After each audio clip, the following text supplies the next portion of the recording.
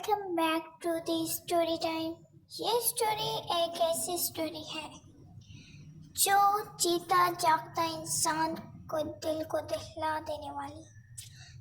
ये एक सच्ची स्टोरी है जो कि रेगिस्तान के इलाके में पेश आई। तो आइए स्टोरी को स्टार्ट करते हैं। जिसने मेरे चैनल को सब्सक्राइब नहीं किया वो जल्दी से जाके सब्सक्राइब करें और बेल आइकन ज़रूर दबाएं ताकि आपको हर आने वाली वीडियो की नोटिफिकेशन घंटे बजाकर मिलती रहे। ये स्टोरी हम शुरू करते हैं। राजस्थान की स्टोरी है। अक्सर टूरिस्ट वहाँ पर जाते हैं वहाँ पर, लेकिन इस बार आर्मी वाले जाते हैं गश्त लगाने।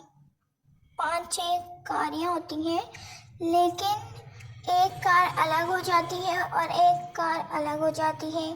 ये लोग भटक जाते हैं अपनी जगह से क्योंकि तूफान होता है वो इनको भटका देता है। ये गाड़ी को स्लो स्लो करते हैं। को एक रेगिस्तान का ही बंदा दिखता है तो ये कार को रोक देते हैं। फिर वहाँ देखते हैं तो वहाँ कोई दूर दूर तक नजर नहीं आ रहा होता। तो इसी तरह ये कार को स्टार्ट करते हैं तो ये कार ही स्टार्ट नहीं होती। फिर इनका सर होता है आर्मी वाले का, वो ड्राइवर को कहता है कि ड्राइवर इसी रेगिस्तान का ही होता है क्योंकि यही नहीं पता है कि कौन सा रास्ता कहाँ पर होता है। तो इसे कहते हैं तुम जब तक कार को स्टार्ट करो मैं करीबी जगह घर वगैरह और खाने की चीज़ें ढूंढ के लाता हूँ। हो गए तो मैं खाना वगैरह भी ढूंढ के लेके आता हूँ। तो ये जो आर्मी वाला होता है ये चला जाता है।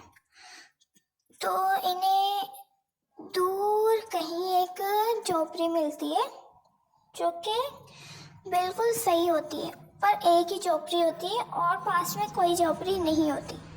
तो ये जाता है वहाँ पर और देखता है कि हस्बैंड वाइफ है। तो उस हस्बैंड वाइफ उसका वेलकम करते हैं, उसे बुलाते हैं और कहते हैं आए आप, हम आपको खाना पानी खिलाते हैं। तो ये आर्मी वाला भी वहाँ चला जाता है खाना पानी खाने। तो उसे भूख भी लग रही होती है तो वो कहता है क्यों नहीं। फिर उतने में कार स्टार्ट होती है। अब वो कार ड्राइवर है इलाका मकीन है, वो चला जाता है अपने सर को ढूंढने। वो देखता है कि दूर एक जला हुआ झोपड़ी है। सही है, वो एक कैंपा था जो कि काफ़ी हद तक जला हुआ था। अब वो उसे लगता है शायद सर आराम करने यहीं आए। अब जो सर को दिख रहा था वो एक शानदार और यही छोटा सा झोपड़ा, लेकिन जब ड्राइवर को जो देख रहा है वो इलाका मकीन है। अब वो देख रहा है कि ये जला हुआ है। अब वो इसके अंदर जाता है तो देखता है कि सर यहीं पर ही बैठे हुए और 2 हस्बैंड वाइफ है, उनसे बातें करें।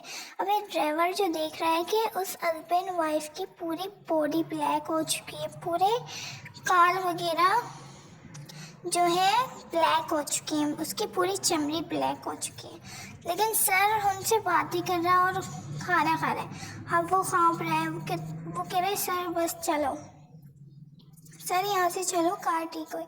अब सीनियर सर है, उसे कुछ कह भी नहीं सकता। तो सर कहता है क्या हो गया, तुम घबरा क्यों रहे हो, आओ बैठो खाना खाओ। अब इसे जो बंदे दिख रहे हैं हस्बैंड वाइफ वो जले हुए हैं, उनकी पूरी कार जली हुई है, लेकिन सर को वो नॉर्मल बंदे दिख रहे हैं। तो घर भी उनका सही है, लेकिन ये जो देख रहे हैं इसकी पूरी साइड में ये घर है ये पूरा जला हुआ है, लेकिन सर की नज़रों में ये घर पूरा सही सही है और हस्बैंड वाइफ भी नॉर्मल इंसानों की तरह।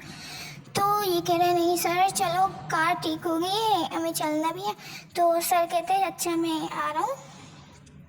फिर सर उन दोनों को पैसे थमा के चला जाता है उसके साथ। फिर वो पूछता है कि क्या हो गया, तो अभी तक क्यों घबराया हुआ है, क्या प्रॉब्लम क्या है।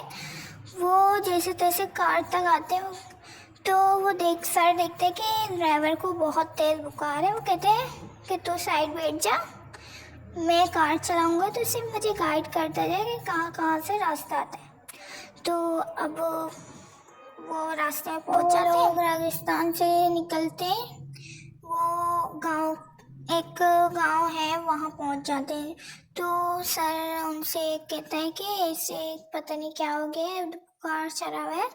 तो दवा वगैरह दे देते। बातों बातों में कहते कि आप लोगों के यहाँ पर सब एक साथ हैं, एक अच्छा सा गांव है, एक झोपड़ी थी, हम वहाँ रुके, वहाँ पर हमने खाना वगैरह खाया, वो अलग क्यों रहते हैं। तो सरपंच वगैरह के ये कहानी सुनाते हैं कि हमारे गांव के लड़के ने उस अलग कास्ट में शादी कर ली, जिसकी वजह हमें बर्दाश्त नहीं हुआ, तो हमने उसके घर को उनके साथ जला के राख कर दिया। तो अब बाहर वाले को, जो बाहर से आते हैं, उन्हें तो ये सारे नॉर्मल चीज़ें दिखती हैं, लेकिन जो हमारे गांव के लोग जाते हैं उन्हें ये सारी चीज़ें जले हुए दिखते हैं, तो वहाँ कोई जाता नहीं है हमारे गांव में से, तो दवाई वगैरह लगा के सही कर लेते हैं। तो ये कहानी यहाँ तक ख़त्म होती है। लेकिन वो गोस्ट होते हैं, हस्बैंड वाइफ, वो बहुत ही अच्छे होते हैं। ये लोग पता नहीं कैसे सोच सकते थे इन लोगों को जला के रख दिया। बहुत पुरानी बात है, 2013 की बात है ये। राजस्थान की बात है तो दूसरी भी स्टोरीज राजस्थान से रिलेटिव है। बताया गया कि इससे जो गांव में 1000 लोग रहते थे, जो कि रातों रात इस गांव से चले गए।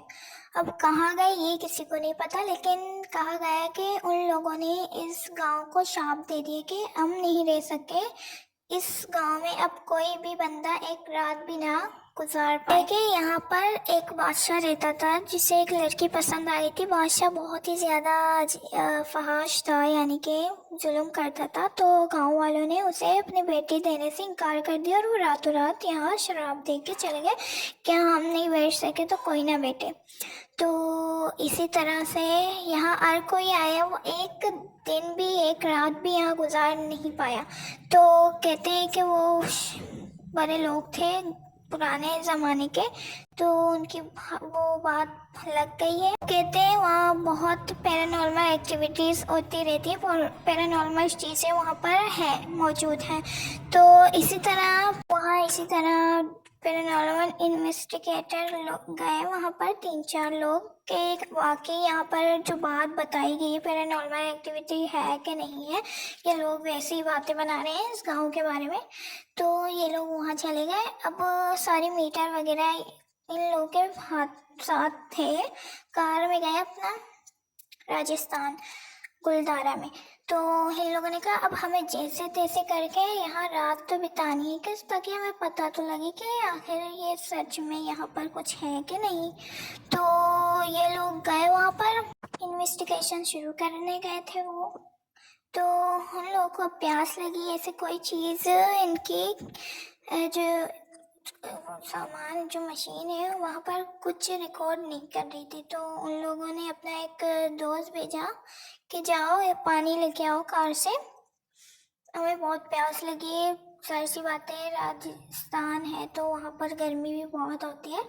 तो ये लोग थक गए थे, तो उनका एक साथी जाता है गाड़ी में पानी लाने, तो देखता है कि कार की विंडो है शीशे में, वहाँ पर छोटे से बच्चे के हाथ के निशान है।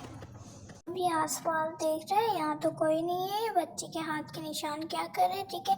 अब ये झुकता है नीचे, कार खोलता है तो वो झुकता है बोतल उठाने, तो अचानक से उसकी नज़र ऊपर पड़ती है, तो देखता है एक आदमी है जो उसे ही देख रहा है। वो थोड़ा डरता है, पीछे हट जाता है, कार को बंद करता है। तो फिर देखते हैं यहाँ तो कोई नहीं है। फिर वो सोचता है यहाँ तो दूर दूर तक कोई भी नहीं है, नज़र ना घर था ना कुछ था, ये कैसी है वहाँ।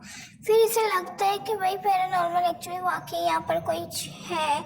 इसके पास ना कोई मीटर होता है ना कुछ होता है। तो ये सोचता है कि अब मैं जाऊँगा वहाँ पर, उन्हें बताऊँगा कि वाकई यहाँ कुछ हो रहा है।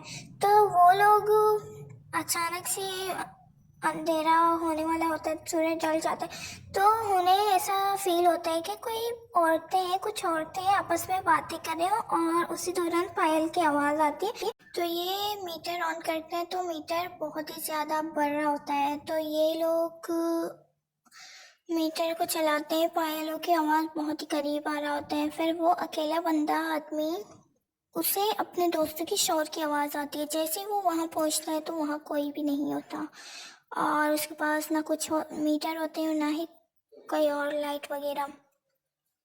तो अब अंधेरा होने वाला है, तो उसे फील होता है कि पायलों की आवाज़ आ रही है, अभी से भी पायलों की आवाज़ आ रही है।